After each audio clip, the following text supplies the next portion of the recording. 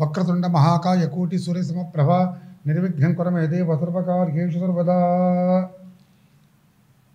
శక్తి media భక్తి ఛానల్ని వీక్షిస్తున్నటువంటి ప్రేక్షక మహాశులందరికి కూడా నమస్సుమాంజలు. మీ మాంధాత దుగ్గిరాల సత్యనారాయణ శర్మ. ముఖ్యంగా ఈ వారం మేషాది ద్వాదశ రాశులకు కూడా వార ఫలితాలు ఎట్లా ఉన్నాయో తెలుసుకుందాం. తదుపరి వృషభ రాశి.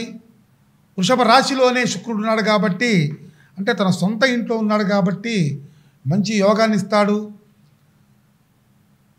తెల్లని బట్టలు ధరించడం, అత్తరు పన్నీరు సెంట్లు వాడటం వంటివి చేస్తారు. తర్వాత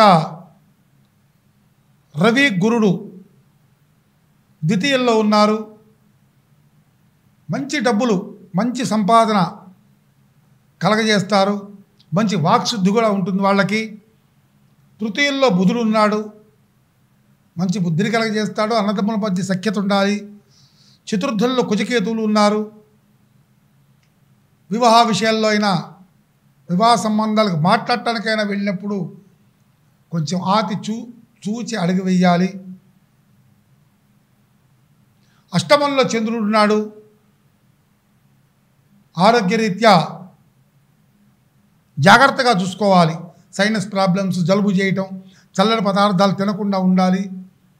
అదేవిధంగా దశమంలో రాహు ఉన్నాడు.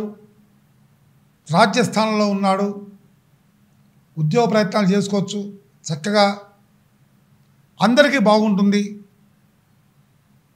ఏకాదశంలో శని ఉన్నాడు కాబట్టి గతంలో పడ్డ బాధలన్నీ కూడా తొలగిపోయి ఇప్పుడు చాలా సౌఖ్యంగా ఉంటుంది జీవితం.